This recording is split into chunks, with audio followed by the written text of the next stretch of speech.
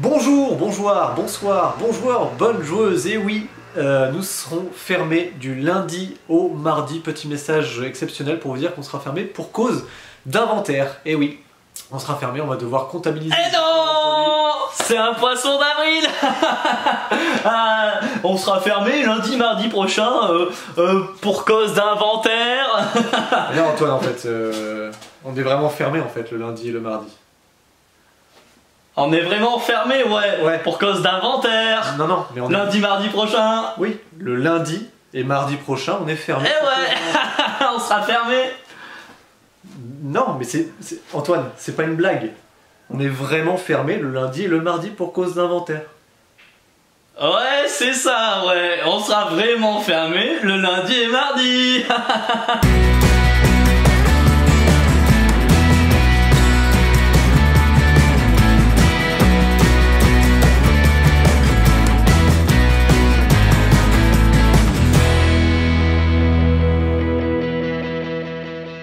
Bonjour à tous et bienvenue dans cette vidéo. Salut Alex. Salut. Donc malgré le sketch, juste avant c'était vraiment un sketch, nous serons donc vraiment fermés lundi prochain et mardi prochain, donc les 4 et 5 avril, pour cause d'inventaire. Donc ça ne sert à rien de venir à la boutique, on pourra juste vous faire coucou comme ceci, et dès mercredi matin, 10 h, on sera réouvert comme d'habitude. Cette semaine est une semaine un peu spéciale, puisqu'il y a très peu de sorties, très peu de nouveautés, mais quand même du beau contenu, vous allez voir. Ouais. On va attaquer tout de suite avec quand même un petit retour en stock pour commencer avec Cartographers et Cartographers Heroes, ces jeux de flip and write plébiscité. C'est vrai que c'est top Cartographers et Cartographers Heroes, hop là, ce jeu dans lequel vous allez pouvoir cartographier, donc dessiner des éléments tels que des forêts, des villages, des temples, etc. Essayer d'optimiser tout ça pour marquer un plus le point, avec de temps en temps des attaques de monstres où là on va échanger nos fiches avec les autres joueurs et on va aller dessiner des monstres dessus pour les embêter. C'est un petit peu le petit plus qui fait qu'en général Cartographers ça plaît bien. Et oui, en plus de ça, si vous avez des jolis crayons de couleur, vous faites les forêts en vert, les montagnes en marron, etc. Et ça donne vraiment de super belles fiches de jeu. Voilà pour le petit retour en stock de Cartographers. Et on va continuer dans les flip and write avec le très attendu London, Next Station London, dont on vous avait déjà parlé dans notre vidéo retour de Cannes, si je dis pas de bêtises. Il y avait une petite vidéo focus également. Oui. Autant vous dire qu'on l'attendait beaucoup. Il a déjà son petit cœur des cartes parce que tout le monde à la boutique a adoré. Et donc on est très content de pouvoir vous le présenter enfin. Je vais vous récapituler à nouveau son fonctionnement. C'est très simple, on va chacun avoir notre petite fiche comme ceci qui représente le centre-ville de Londres, du moins les souterrains de Londres, dans lesquels nous allons construire nos lignes de tramway d'underground en 4 manches.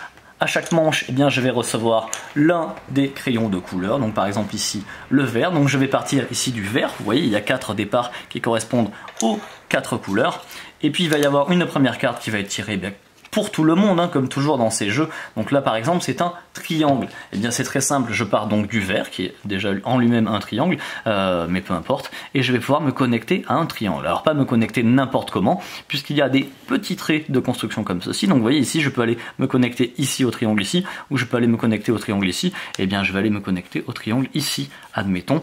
Pourquoi? Parce que je vais essayer de me rapprocher du centre-ville, ça peut être intéressant. Et on va tirer les cartes les unes après les autres comme ceci, donc par exemple ici un rond, mais surtout c'est une carte rose. Alors les cartes roses, certaines cartes sont roses, et lorsqu'il y a 5 cartes roses qui sont tirées, la manche s'arrête tout simplement. Donc vous ne savez pas exactement combien de temps la manche va durer, et puis là je vais pouvoir aller vers un rond, donc soit je pars de cette extrémité et je vais aller sur un rond, mais il n'y en a pas. C'est pas grave, ici j'ai un point d'interrogation, c'est un joker, soit je peux partir de cette extrémité là et aller sur un rond, donc par exemple ici ou ici, mais je vais aller sur le joker. Pourquoi? Parce que, le joker, oui. Pourquoi? Parce que ce joker là, c'est un lieu d'intérêt touristique, et donc ça va me permettre d'aller cocher en bas à gauche des points. On va donc faire nos différentes, comme ceci, petites lignes de tram, de métro. Le but, ça va être de faire en sorte qu'elles se croisent sur les stations, mais ne pourront jamais, au grand jamais, se croiser, se rencontrer les unes aux autres. Ça, ce n'est pas possible. Et à chaque manche, on va compter les points de la manche en cours. C'est très simple. Il y a donc 13 districts, si je ne dis pas de bêtises. Donc il y a les 9 grands districts avec 4 petits districts dans les angles. Et plus votre ligne aura fait de districts, plus vous mettrez une grande valeur ici. Ici, on va regarder dans votre district, là où vous avez le plus de stations. Vous allez donc mettre le nombre de stations. Vous allez multiplier l'un par l'autre. Ça va vous donner un score auquel vous allez ajouter le nombre de fois que vous avez traversé la Tamise. Et ça vous donne le score total pour votre manche. En fin de partie, on y rajoutera les valeurs que vous feront gagner les stations où il y a des lignes différentes qui vont se croiser. Donc vous voyez là, si j'ai une station par exemple, il y a du vert et du rose qui se croisent, ça fera 2 points pour chaque station. Quand il y a 3 couleurs différentes, 5 points par station. Puis quand il y a les 4 couleurs, 9 points par station. Alors ça arrive pas souvent hein, Alex, c'est hyper difficile à faire. Et puis on va pouvoir rajouter, si on le décide, les objectifs et les pouvoirs que je vous explique juste après. Voilà en gros à quoi ressemble une fiche de jeu. Et c'est très agréable de construire. Et oh, elle est jolie celle-ci, elle est originale cette station. Vous voyez qu'il y a certaines cartes qui vont permettre de faire des petites déviations. Enfin, il va se passer plein de choses. Et ce qui est bien avec ce jeu, et ce qui fait que nous on a adoré, c'est que bon, déjà c'est très joli et très plaisant à faire, mais chaque tour est un nouveau dilemme. Oui. Vous êtes constamment dans des petits dilemmes, mais comme je viens de le lire, qui sont vraiment constants, qui accompagnent toute la partie, qui vont rythmer toute la partie. Et donc, comme je l'ai dit, vous allez pouvoir ajouter donc les objectifs. Alors c'est très simple, les objectifs, hein, on va en tirer 2 au hasard, et à partir du moment où vous avez réussi à faire un objectif, c'est 10 points. Et ce qu'on va pouvoir ajouter aussi, ce sont les pouvoirs des crayons. Au début de partie, pour chaque crayon, on va associer un pouvoir au hasard, et lorsque je reçois ce crayon, je reçois le pouvoir que je vais pouvoir utiliser une fois. Attention, si je ne m'en sers pas, lorsque je passerai le crayon au joueur suivant et que moi je changerai de crayon de couleur, je l'aurai plus. Donc il va vraiment falloir s'en servir. Ça peut être de doubler des stations, justement pour le fameux décompte des stations. Ça peut être de rejouer une valeur. Ça peut être de faire une déviation supplémentaire. Ça peut être d'avoir un joker. Et tout ça, ça va vous sauver la vie. Ça va vous donner un petit peu de flexibilité. Voilà donc Next Station London chez Blue Orange, un jeu de 1 à 4 hein, puisqu'il y a 4 crayons de couleur. Astuce, si vous avez plein de crayons de couleur chez vous à la maison, vous allez pouvoir jouer un petit peu plus nombreux. J'ai déjà essayé, ça fonctionne super bien à partir de 8 ans pour des parties d'environ 20 minutes, une demi-heure. Et c'est un jeu donc de Matthew Dunstan et illustré par Maxime Morin. Oui. On va donc passer à un jeu un tantinet plus gros, un jeu néanmoins très attendu, dont vous avez parlé également dans la vidéo de Cannes. Et bien c'est le très attendu Ark Nova, il est enfin là, le diamant d'or de cette année. On parle du jeu expert de l'année. Alors est-ce que je vais vous dire moi que c'est le jeu expert de l'année? Je ne sais pas, mais c'est probablement le jeu expert de l'année quand même. Alors qu'est-ce qu'on va faire dans Ark Nova? Eh bien on va gérer son parc zoologique. On a donc un plateau individuel comme ceci, on a chacun notre plateau avec notre parc zoologique. Alors au début c'est notre parc zoologique en construction, puisque il n'y a rien, il y a juste un petit enclos en construction de 4 petites cases. On va avoir nos cartes actions qui sont le cœur du jeu, et puis on va avoir bien sûr donc un plateau central avec toutes ces cartes là. Il y en a plus de 200, à ce niveau là il a souvent été comparé à Terraforming Mars, puisque il y a plus de 200 cartes qui sont toutes strictement différentes, qui vont combiner plus ou moins bien les unes avec les autres, avec un système de petits blasons, de petits écussons qui vont vous donner droit à des effets supplémentaires et à des réductions de prix, des réductions de coûts pour vos cartes. Donc forcément ça c'est très Terraforming Mars. Et puis surtout ce qu'on va regarder sur ce plateau central, eh bien c'est le scoring, puisqu'il y a 2 pistes de score. Donc moi je suis joueur rouge, je vais commencer ici et ici. Sur celui-ci, c'est l'attractivité de mon parc. C'est donc en termes de billets d'entrée, est-ce que y a des gens qui veulent visiter mon parc? C'est donc une piste de score en elle-même, mais elle va aussi déterminer à chaque fin de manche, lorsqu'il y a une pause, lorsqu'il y a un break, combien d'argent je vais gagner. Et en face de l'autre côté, j'ai donc la préservation qui se fait au cœur de mon parc zoologique. Plus je vais participer à la préservation des espèces animales, et plus je vais progresser dans cette ligne aussi. La partie s'arrête lorsqu'un joueur arrive à faire clac, croiser ces 2 jetons. Les autres joueurs ont le droit de faire un dernier tour, donc peut-être essayer de le doubler au dernier moment. Et puis en fait, votre score, ça va être l'écart entre les 2 jetons, tout simplement. Donc là, je suis à 89, en face, je suis à 33. Donc j'ai pas du tout envie de faire le compte. Je suis à 66 points. Non, l'inverse. Je suis à Je sais plus. Il est 23h et je me risque à compter des scores. Je ne devrais jamais faire ça. T'embête pas, mais c'est un écart de points. En vrai, l'écart de points en fin de partie, ça va être plutôt des entre 4 à 10 points en général. Et pour ceux qui sont un petit peu à la ramasse, vous allez vous faire des moins 5, des moins 10, des moins 15 points peut-être. Attention, il va y avoir des objectifs de fin de partie. Alors en début de partie, vous en recevez 2. Il va y avoir un événement dans le jeu qui se situe ici, donc c'est dès qu'un joueur sur la piste de conservation va arriver à ce niveau là, il devra se débarrasser de l'une de ces 2 conditions de fin de partie. Et puis bon, moi admettons, hop là j'ai mis les petits animaux comme ça, donc un de mes objectifs, mon objectif va être lié aux zoo des petits animaux. Bref, je vous ai présenté un petit peu le plateau individuel et le plateau central. Maintenant, je vais vous expliquer rapidement comment ça se joue. Alors, c'est typiquement le genre de jeu où on ne vous fera pas de l'explication de règles. Il ne faudra pas rentrer dans les détails parce que sinon, on va passer à une vidéo de 20 minutes à une vidéo d'1h30. Oui. Il y en a qui font ça beaucoup mieux que nous, mais je vais vous le récapituler au mieux.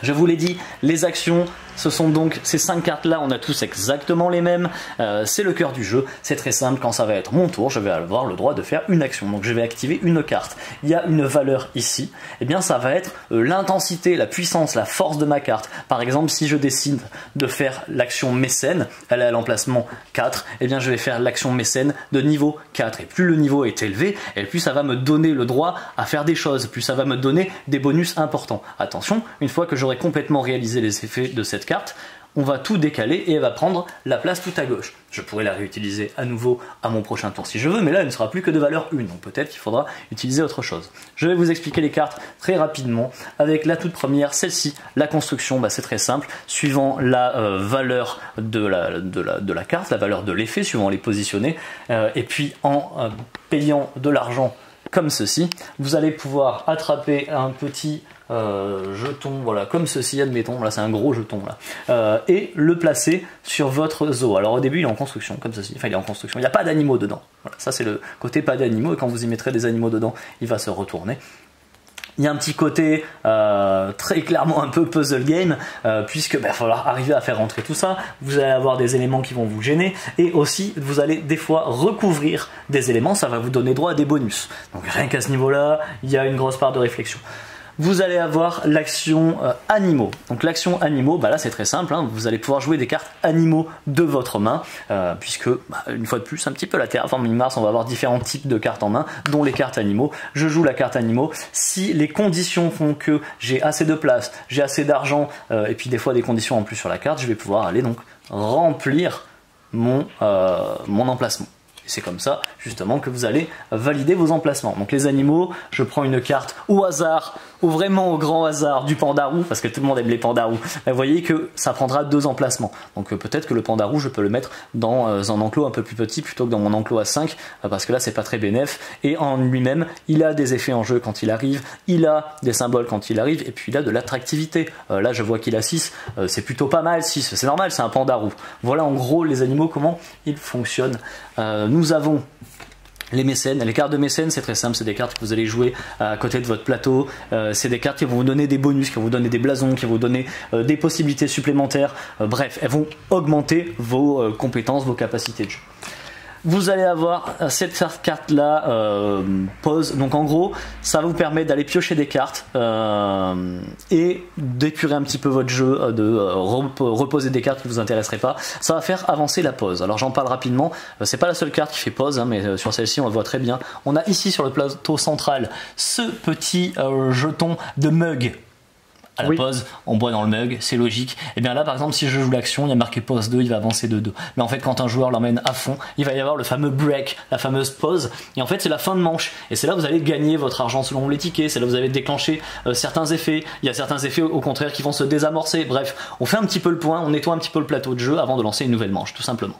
Voilà. Donc cette action-là vous permet de faire progresser ceci, puis d'aller piocher des cartes. Et ça va être très important, piocher des cartes, ou saisir des cartes d'ailleurs, je le précise. Piocher des cartes, c'est dans l'immense paquet de cartes là-bas. Et saisir des cartes, c'est prendre des cartes immédiatement au milieu. Attention, pour saisir des cartes, il faudra faire augmenter votre réputation. Alors la réputation, on peut l'augmenter par énormément de moyens dans le jeu, mais plus votre réputation sera grande, plus vous pourrez saisir de cartes. Et justement dans le fameux break, Et on va faire un petit peu le ménage à ce niveau-là, donc il y aura toujours des cartes différentes qui vont apparaître.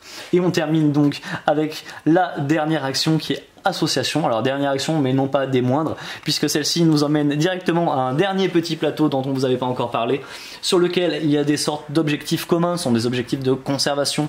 Il y en a en début de partie, mais de votre main, vous allez pouvoir en rajouter. Vous allez donc pouvoir envoyer des petits bénévoles de votre plateau. Alors au début, vous n'avez qu'un bénévole, vous allez pouvoir les débloquer par plein de moyens à nouveau, hein. Ça peut être sur le plateau, ça peut être via la piste de scoring.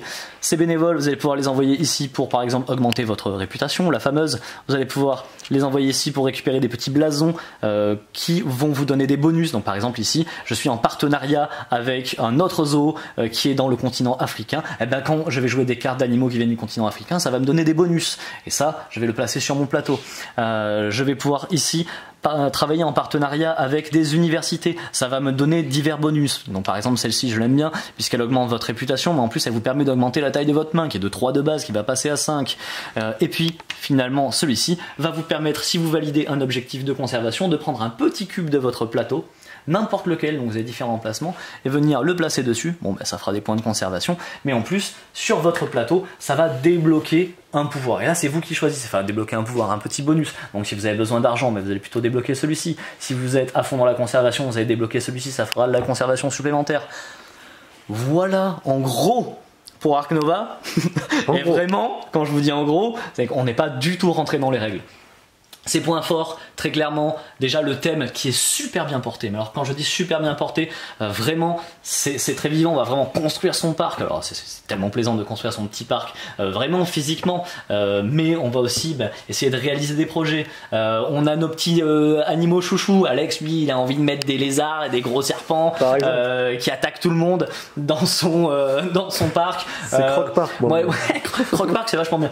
Moi je vais essayer de mettre des gros chats, des tigres et des lions. On va essayer de faire ça. Bon bah des fois on va se retrouver avec des mandrilles, mais les mandrilles c'est super bien aussi. Ce côté entrée, donc l'argent pur face à la conservation, il va falloir gérer les deux parce que si je fais que de la conservation, malheureusement mon parc il va fermer, mais si je ne fais que des entrées, les animaux sont malheureux et c'est terrible. Il va vraiment falloir dans un scoring efficace essayer de mixer ça c'est beau, et puis surtout une rejouabilité mais absolument dingue, vraiment absolument dingue. Un joli travail éditorial parce que du matériel il y en a à foison. Il y a ces jolis rangements donc, qui ont un capot en temps normal pour aller mettre vos pions. Donc quand vous ouvrez votre boîte, c'est très simple, vous avez vos petits sachets, on distribue les sachets par joueur, on ouvre ceci et puis là on va pouvoir aller piocher les éléments directement dedans. C'est hyper plaisant. Alors, petit point sur Ark Nova. Il est nouveau, on est très content de vous le présenter, mais j'en avais commandé beaucoup. Ils ont quasiment tous été réservés. Là vous voyez il reste 2 boîtes. Ce vendredi quand la vidéo sort, ce sera les 2 seules boîtes qui restent. Bon, j'ai envie de dire malheureusement premier arrivé premier servi, mais passez à la boutique, envoyez-nous un message sur Facebook, un mail, passez-nous un coup de fil parce qu'il y en a plein d'autres qui vont arriver à la fin du mois et si ça vous intéresse, on va pouvoir vous les mettre en réservation aussi. Voilà donc le petit point sur Ark Nova. Je suis très content de recevoir à la boutique et Alex va passer de l'autre côté de la caméra. Et bonjour, bonjour, bonsoir, bonjour, bonne joueuse. Je vous présente aujourd'hui Reload, Fight for Fame, un jeu de François Rouzet, Jean-Marc Tribet, Jackie Davis aux illustrations. Un jeu édité par Colossal Games et c'est distribué par Matago. Ici on est dans un jeu qui va se croiser entre, donc je rappelle que c'est les auteurs de Room 25, et là on croise complètement cette dynamique de jeu avec ce côté stratégie et ambiance. Pourquoi ambiance? Parce qu'on est vraiment dans un thème de Fortnite, pour ceux qui connaissent Fortnite, le jeu vidéo. Vous allez avoir ici un jeu en fait de Battle Royale. Le but c'est d'avoir le plus de fame. Et la fame en fait c'est les jetons que vous allez récupérer, que ce soit en attaquant les adversaires, en récupérant des balises entre autres. Et vous allez placer ces petits jetons sur une petite piste qui est ici, qui est très bien fichue et qui est un peu modulable parce qu'en fait chaque joueur en a une devant soi. Donc si on est à 2, 3 ou 4 joueurs, chacun a la sienne. Par contre si on est en équipe, du coup on va pouvoir agrandir les réglettes parce qu'on va jouer en équipe et que du coup on va ajouter beaucoup de jetons. La mécanique elle est super simple, vous voyez des dés ici, mais en fait ces dés ne seront jamais lancés, c'est de la programmation d'action. Globalement, un tour de jeu, comment ça fonctionne? Vous allez avoir 3 phases. La première phase, c'est la phase justement où on va arriver sur le plateau, si on n'y est pas déjà.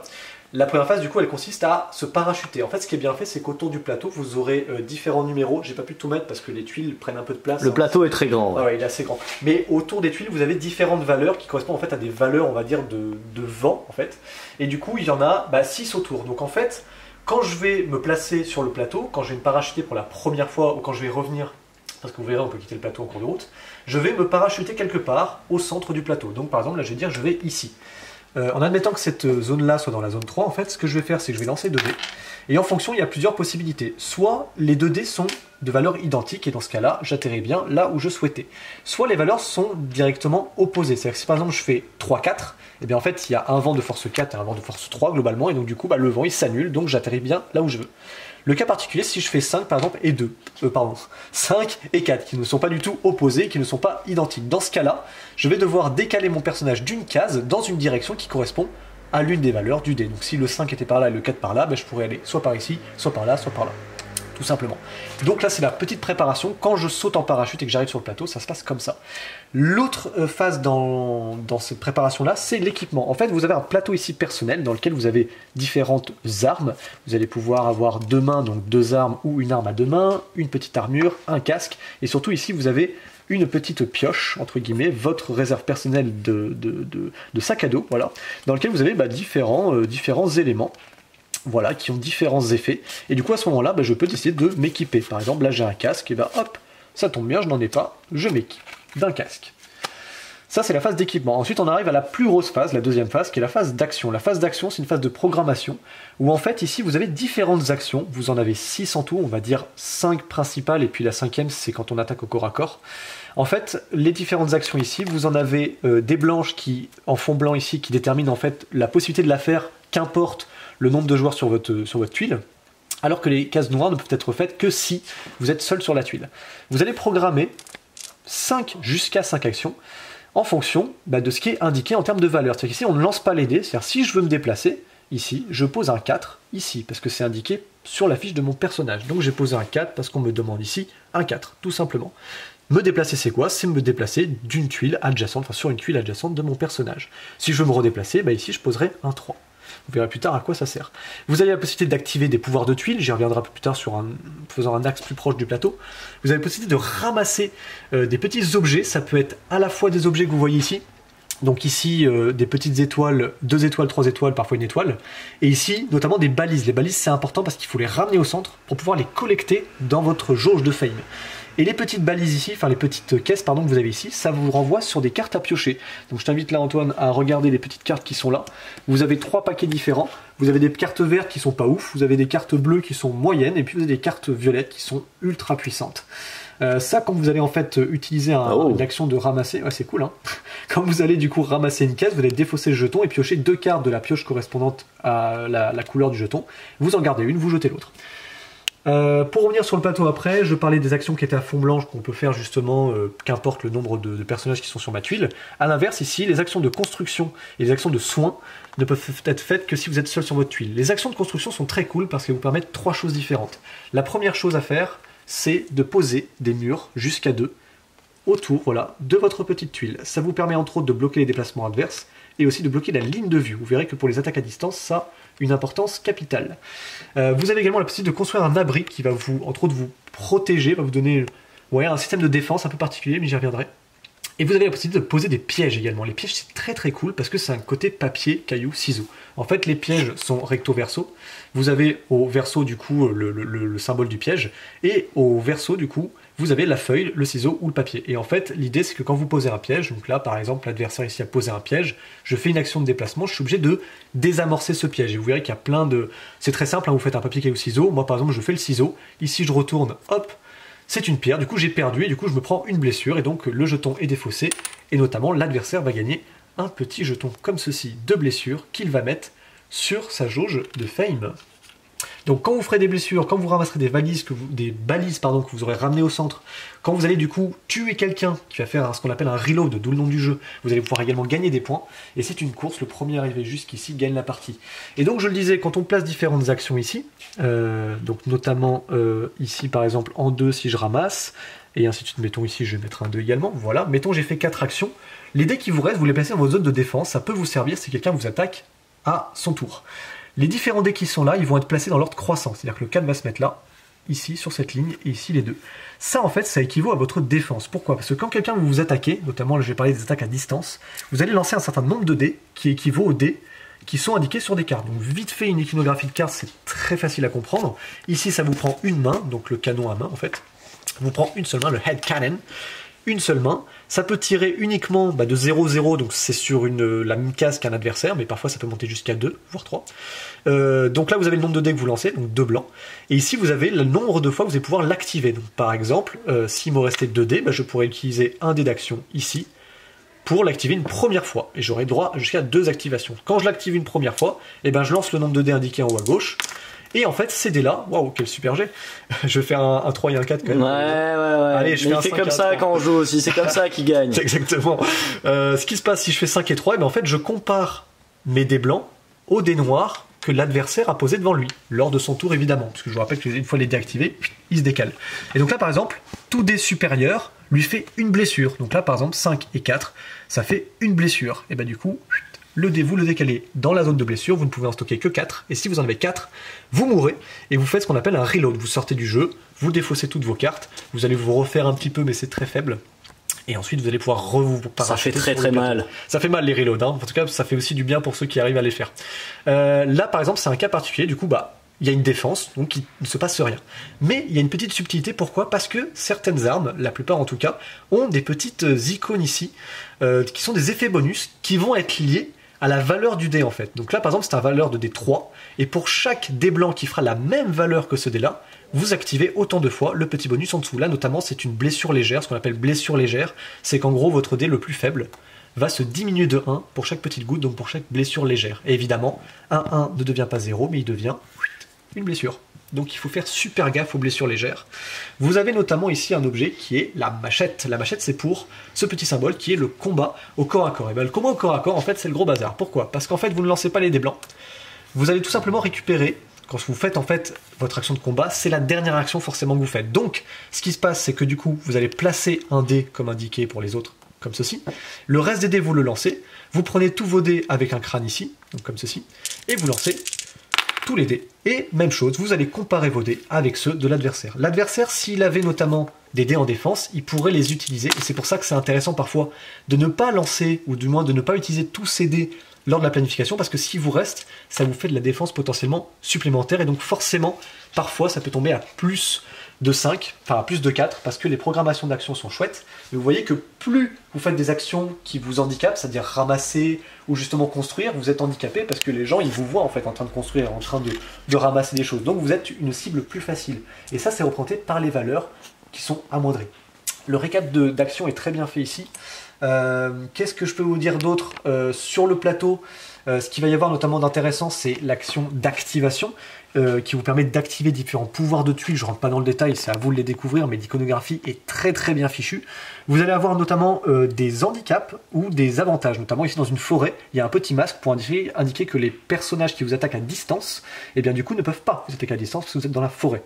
Vous avez notamment ici la montagne, qui du coup vous donne plus 1 en portée par rapport à votre arme, par rapport aux tuiles, et notamment ici, pour y aller, il faut dépenser 2 actions de mouvement. Sur la symétrie des plateaux, c'est très cool, on a 4 personnages différents, vous avez notamment Blitz par exemple, qui lui a une action supplémentaire qu'on voit juste en dessous de son nom à droite. Pour un 2, je peux faire un autre déplacement. Normalement, les personnages sont limités à 3 déplacements. Lui, il peut en faire un 4e, ce qui est plutôt cool. Ici, j'ai Duke, qui est très efficace aussi, notamment quand vous avez des attaques à distance à faire, parce que lui, il va changer la valeur d'un de dés à +1. Donc c'est très cool. Par exemple, quand j'avais fait 4, par exemple, face à ton 4, je disais, non, ça fait +1, donc c'est face 5. J'ai à peu près tout dit sur Battle Royale, si ce n'est que à chaque fin de tour, vous allez avoir, sauf au premier, une carte de temps qui va se révéler. Et donc ici par exemple on a un supply drop, un largage de marchandises, je sais pas comment on dit, ouais, quelque chose comme ça. D'équipement, exactement, parce qu'en fait on le voit sur les icônes. Si c'est la première carte de supply drop que vous piochez, vous mettez sur chaque petite tuile qui s'appelle ça des villages, vous mettez des jetons de valeur 2, et lorsque ce sera la deuxième carte de supply drop, et il y en a 2 dedans à chaque fois, vous mettez du coup des objets de niveau 3. Ici je vous montre les différents petits jetons que vous pouvez gagner aussi, autres que les balises et puis les blessures. Le reload, quand vous tuez quelqu'un, vous gagnez un reload, ça fait 7 points en fin de partie, c'est quand même très efficace. Ici ce sont les objectifs que vous avez Juste en dessous ici, vous avez un petit plateau et vous avez des objectifs qui vont se compter en fin de partie, qui vont être remportés à la fin de la partie, et des objectifs qui sont réalisés pendant la partie. On le voit en haut à gauche avec une petite icône d'éclair. Un joueur qui arrive à remplir la condition le plus vite possible, du coup gagne ce petit trophée que vous ajoutez sur votre liste de fame. Un jeu très efficace, Reload. C'est un jeu en fait qui va marcher de 2 jusqu'à 4, sachant que dans les règles on voit des programmations pour jusqu'à 6 joueurs, donc j'espère qu'il va y avoir des extensions, des nouveaux personnages, des nouveaux objets, des nouveaux modes de jeu. En tout cas on l'espère parce que comme c'est les auteurs de Room 25, c'est totalement la même cible je trouve, parce que c'est ce jeu fun, tactique. Complètement. Le côté programmation est hyper efficace, alors c'est vrai que les dés on a envie de les jeter, mais ça c'est que les dés blancs. Le côté programmation il est hyper malin, le côté déplacement et construction de murs aussi est très efficace. On peut aussi, je l'ai pas dit, démolir des murs adverses évidemment s'ils vous gênent, il n'y a pas de souci. Franchement, Reload, si vous cherchez un jeu dynamique, tactique, avec allez, un peu de rage, parce que c'est vrai qu'on rage quand on tire avec son flingue et qu'on arrive à rien faire et que l'adversaire nous attaque avec un bon piolet là et qu'il arrive à nous dépecer directement, c'est très très efficace. On a des objets avec des références très geek, j'ai envie de dire, dans l'univers. Ça fait vraiment penser à ces styles comme Hunger Games, enfin, tous ces côtés Battle Royale qui sont vraiment géniaux. Très efficace, c'est une course, ne l'oubliez pas. Voilà, donc ça c'était Reload Fight for Fame. Et je pense qu'on va enchaîner directement derrière le comptoir. Allez, c'est parti. Sans besoin de couper, parce que je pense qu'il n'y a pas besoin de couper. On va juste faire le tour ensemble. Enfin, vous allez rester par là.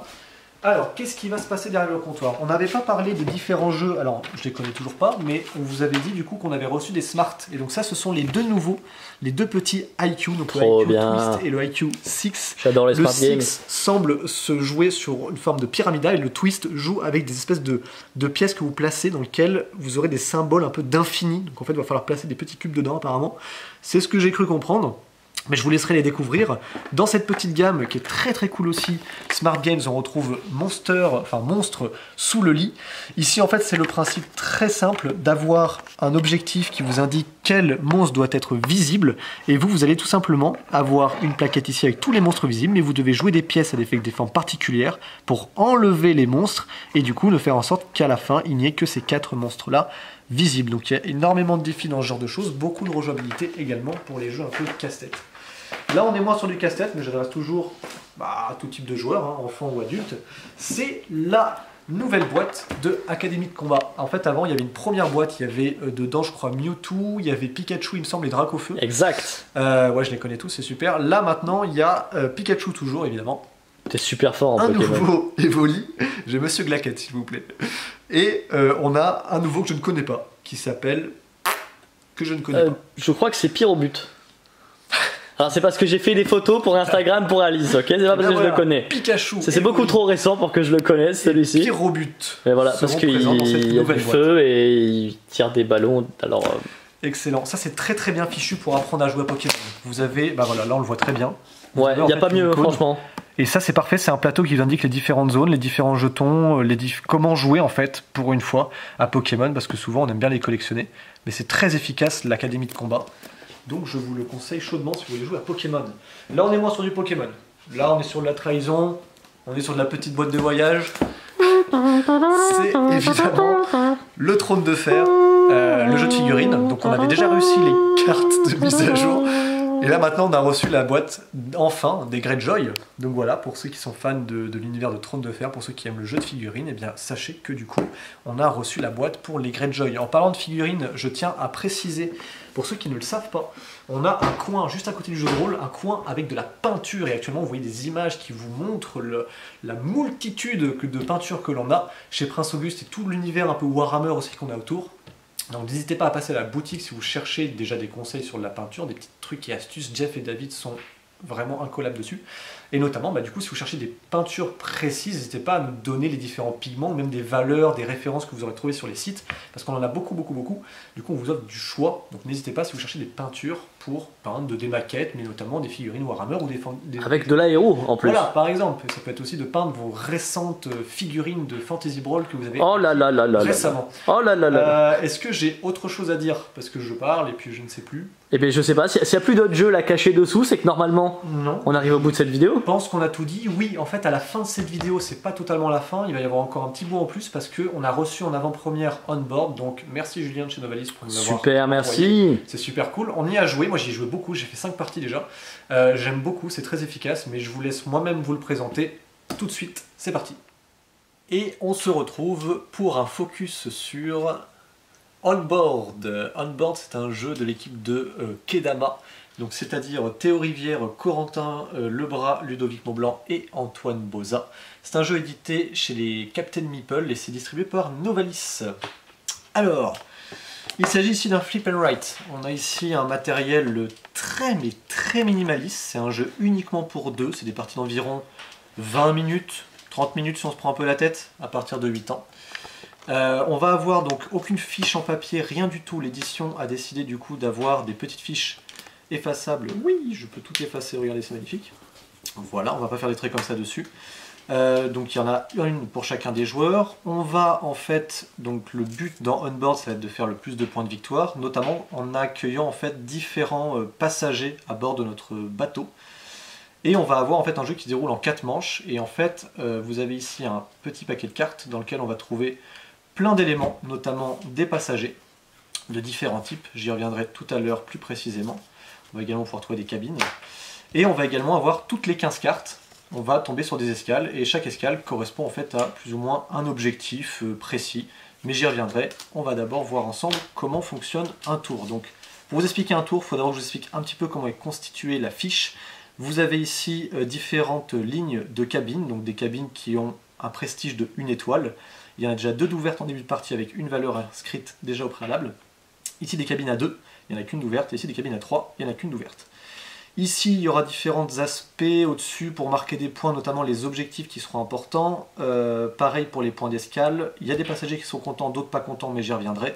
Tout en bas de la fiche, on a notamment le calcul des points de victoire, très classique. La mécanique elle est super simple, mais elle est très efficace. Pourquoi? Parce qu'en fait, à chaque tour, donc en commençant par le premier joueur, celui-ci révèle 3 cartes. Donc je vais plutôt prendre des cartes qui sont ici, voilà. Il va révéler ce genre de carte-là, mettons, hop, voilà. Hop, comme ceci, voilà. Donc le premier joueur révèle 3 cartes. Il va constituer 2 lots. Un lot à 2 cartes, et un lot à 1 carte, et c'est son adversaire en fait qui va choisir l'un des 2 lots. Donc là déjà il y a beaucoup de dilemmes, parce qu'en fait on essaie toujours de créer des lots qui vont moins avantager l'adversaire. L'idée là du coup c'est par exemple c'est moi qui ai créé le lot, mon adversaire peut prendre ça, et moi du coup je récupère un passager. Alors je vais le faire très rapidement pour vous expliquer les 2 cartes un peu maîtresses du jeu. Ce sont les cartes de cabine et les cartes de passagers. Alors les passagers, vous en avez de différentes valeurs, et quand vous récupérez un passager d'une certaine valeur, vous allez pouvoir le placer dans une cabine qui a été ouverte au préalable, d'où l'intérêt des cartes cabines. Ici par exemple cette cabine, enfin cette carte m'offre la possibilité d'ouvrir 2 cabines. Donc pour vous montrer un peu comment ça fonctionne, si je récupère cette carte là, eh ben, je vais pouvoir ouvrir 2 cabines à 2. Donc hop, une cabine à 2 s'ouvre et une autre cabine à 2 s'ouvre. Voilà. Elles sont ouvertes, je pourrais mettre du coup des passagers dedans. Donc exemple, dans un futur tour, si j'avais récupéré celle-ci, j'aurais rentré un 3 et un 5. Sauf que vous voyez qu'il y a des étoiles qui correspondent en fait au type de cabine qui leur sied entre guillemets pour les passagers. Donc ce qui se passe ici, c'est que mon 3, il faudrait que je le mette au moins ici, et mon 5 au moins là. Pourquoi au moins? Pardon, c'est n'importe quoi. Bon, imaginons que c'est un 5, comment on fait un 5 à l'envers? Je ne sais pas, on va dire que c'est un 5, j'arrive pas. Vous allez du coup, je disais au moins, pourquoi? Parce qu'en fait, certains passagers peuvent être surclassés ou sous-classés. Exemple, si je mets un passager de 3 étoiles dans une cabine à 2 ou 1 étoile, et ben du coup, il est pas content, il est déçu de sa cabine, et du coup, je vais cocher ici un bonhomme pas content. Ce qui fait que je vais perdre 2 points en fin de partie. Donc il vaut mieux plutôt les placer dans des cabines qui leur correspondent, voire les surclasser. Par exemple, le numéro 3, je pourrais le mettre dans une cabine à 3, il serait donc surclassé. Ça, c'est pour les passagers, on va dire, classiques. Il y a des passagers un peu particuliers que vous allez avoir ici. Hop. Alors, ici, nous avons les lovers. Les lovers, c'est 2 points supplémentaires dans une cabine déjà occupée. Alors, pas forcément que 2, ça va entre 1 et 2 de mémoire, mais c'est des passagers qui viennent dans des cabines uniquement déjà remplies. Vous avez d'autres symboles, il y en a 3 en tout. Vous avez notamment les petits verts qui vous permettent, eux, donc, de les placer dans des cabines toujours en respectant les étoiles. Oh, c'est compliqué à faire à l'envers ça. Hop, donc ici on va dire que c'est un vert. Je me suis pas entraîné, j'aurais dû le faire à l'envers. Voilà.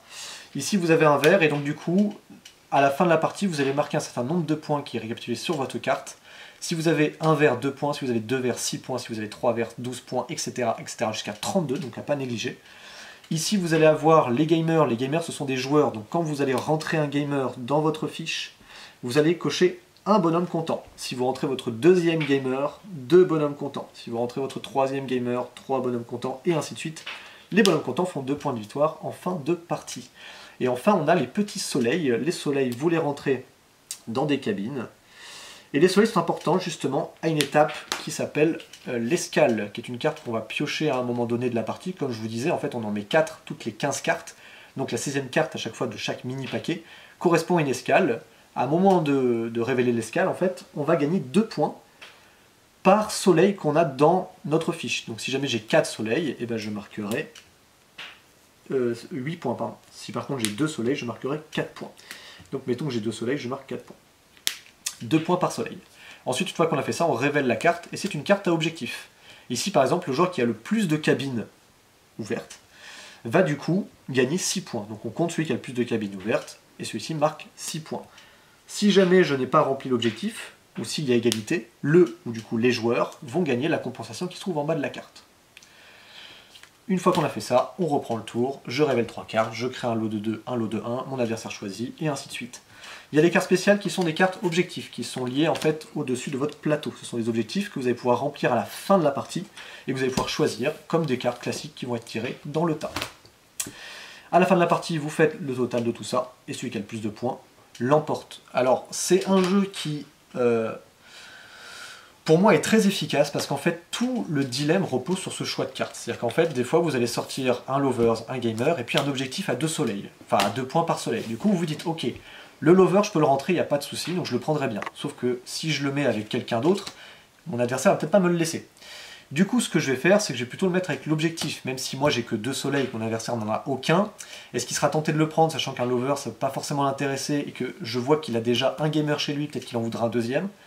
Tout ce système repose en fait sur un assemblage qui doit être optimisé pour vous, et qui doit être désavantageux pour votre adversaire. Et juste ça, ça fonctionne parfaitement. Le truc après qui va être peut-être clivant pour certains joueurs, ça va être notamment le fait que cette surface est effaçable. Moi, ça me dérange pas plus que ça. J'aurais aimé l'affiche un poil plus grande, parce que le stylo, en fait, il est un peu épais.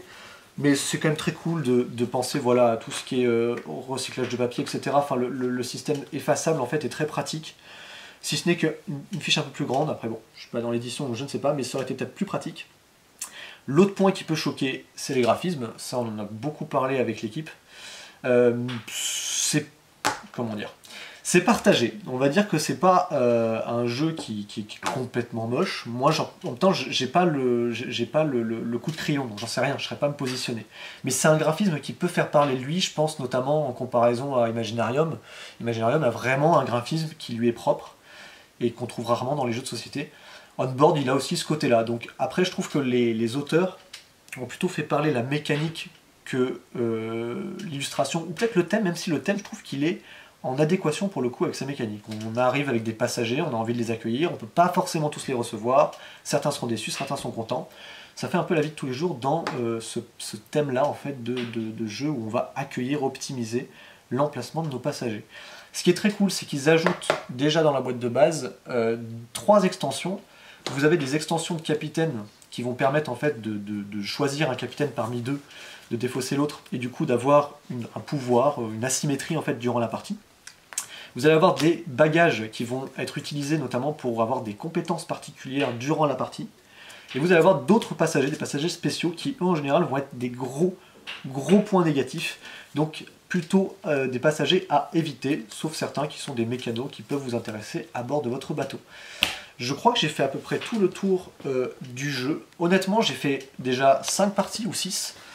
J'ai trouvé ça très efficace. Les dilemmes sont très bons, la mécanique est simple.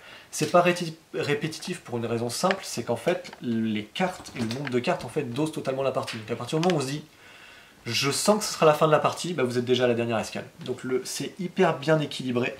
On est parfois dans cette partie, on va se gaver de cabines et on va essayer d'ajuster nos cabines qu'on a prises au préalable en espérant rentrer tous les passagers qui vont arriver après. Autant on a des tirages où on chope beaucoup de clients et on se dit mais mince, du coup j'ai pas assez de cabines ouvertes, et là vient les dilemmes où on se dit je vais lui refiler des gars, il pourra pas les mettre donc il va me les laisser, mais moi je peux en caser au moins 1 sur 2. C'est très efficace, vraiment beau travail pour le coup, toute l'équipe de Kedama, parce que franchement c'est un jeu qui je pense peut totalement fonctionner. En plus le marché de jour il est en explosion totale. Donc voilà, moi j'ai beaucoup apprécié, j'espère que vous avez apprécié cette vidéo et j'espère que vous apprécierez ce jeu. Je vous dis à bientôt chez Jeux des cartes Bordeaux.